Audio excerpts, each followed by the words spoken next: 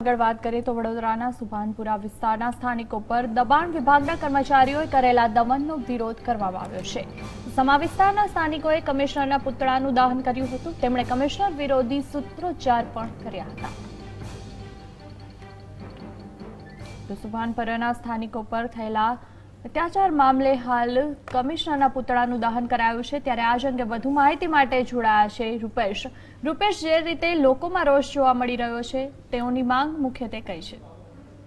જી, શનિવારે જે પ્રકારે સુભાનપુરાની દબાણ હટાવવાની કામગીરી દરમિયાન સ્થાનિકો અને દબાણ શાખાના કર્મચારીઓ વચ્ચે જે મારામારીનો બનાવ બન્યો હતો, ત્યારબાદ રજૂઆતોના દોર પણ શરૂ થયા હતા।